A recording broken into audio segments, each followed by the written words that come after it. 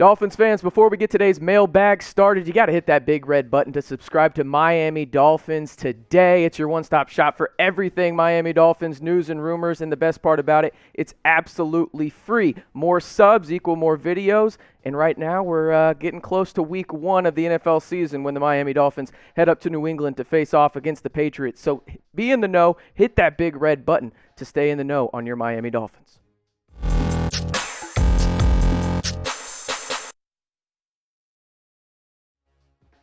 Today's sponsor of the video is Magic Spoon cereal, and let me tell you what, this stuff changes lives right here. I am a big cereal guy when it comes to that late night bowl right before I go to sleep, and Magic Spoon has changed the game. I don't feel like I'm eating some childlike cereal that makes me feel bad for eating all that sugar and processed stuff in there. Magic Spoon doesn't believe in any of that right here. 0 grams of sugar, 4 net carbs, and 13 grams of protein. What other cereal is doing that? Nobody. MagicSpoon.com/Dolphins. You can get $5 off of your first order of Magic Spoon. Again, MagicSpoon.com/Dolphins to get $5 off your first order of Magic Spoon cereal. All right, let's get into this mailbag. Rocky with the first question right here as we get the Magic Spoon off right there. Can't get away from that stuff. Who's the one key player the Dolphins offense besides Tua that needs to step up this season? This question stood out in the mailbag, and it's a very easy answer for me. It's left tackle Austin Jackson. Austin Jackson was drafted in the first round last year and just needs to be better. Last year he gave up 4 sacks, was really struggling at that left tackle position, which can be expected as a rookie, right? But when you look at what the Dolphins did to invest in Jackson, he has to live up to that draft pick, 18th overall in 2020, especially when you realize that this offensive line has a lot of guys with that high draft capital, but he's the highest, right? He has to be that anchor of the offensive line, and he showed in spurts during the preseason that, well, he can be that guy, but he's got to do it on a consistent basis. Austin Jackson is one of those guys where if he does live up to his potential, I truly believe this Dolphins offensive line and offense as a whole can take that next step. This from Zoe Owney. Do you think the Dolphins will have a top 15 offense or bottom 15 offense? Well, it's difficult to say, but let's look back over the last 4 years of Dolphins offense and where they've stood in terms of total offense. And I know there's a lot of people out there don't like total offense. I get it. But for the sake of this argument, let's just go with it, okay? We put Smokin' Jay Cuddy up there. You got Ryan Tannehill, who's succeeding in Tennessee now. Ryan Fitzpatrick, I'm not trying to trigger anyone there. I just needed to put his photo up.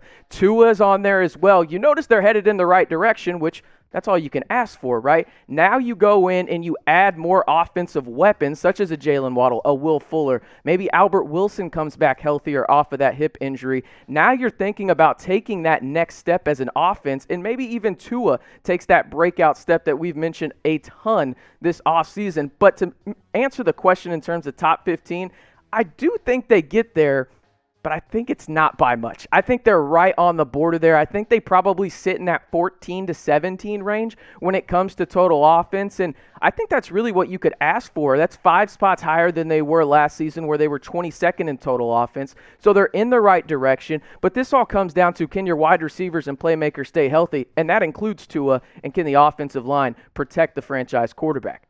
You tell me, though, where will the Fins offense rank this season? You heard where I have them, about 14 to 17, somewhere in that range. I think overall that's probably the most realistic outcome. But if one of these guys does break out, and then maybe even 2, you're talking about an offense that could potentially be on the verge of being a top 10 offense in the NFL.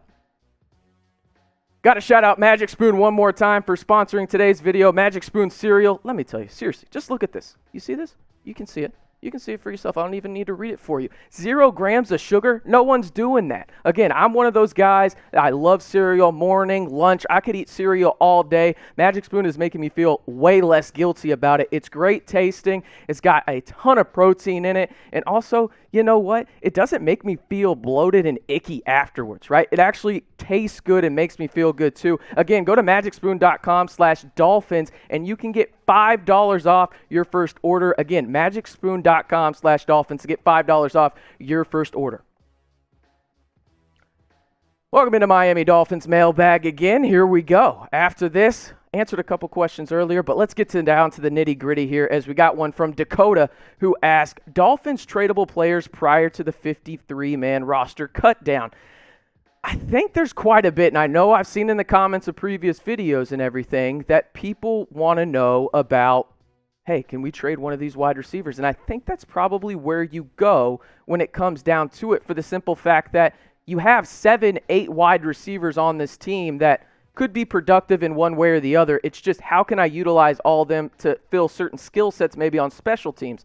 And Jakeem Grant is the guy that stands out in the sense that he probably doesn't have the most versatile skill set. Is he one of the best punt returners, kick returners in the NFL? Yeah, I mean, he was second team All-Pro last year, but when you ask him to do other things on special teams, he's just not there, right? So looking at who could potentially fill in and, be a tradable player for Miami to maybe go out and get an offensive line that's on the fringe for another squad, I think that's Jakeem Grant, just for the sheer fact that you've seen what he's had the opportunity to do when he is a starting wide receiver, and he struggled a little bit with the drops. He's not the biggest guy in the world, definitely fast enough, but outside of him being a punt returner and kick returner, I don't know the value of him on this team. Looking at the current depth chart, I mentioned it, there's a lot of quality wide receivers on this team. Now, first and foremost, they have to stay healthy. Devontae Parker, Will Fuller, I'm looking at you. Albert Wilson, you're coming back, man. You're a great story. Jalen Waddle, same as well. But overall, I think Jakeem Grant is that guy when you look at the overall landscape of the roster and the positions that are deepest, and the wide receiver position could just be that.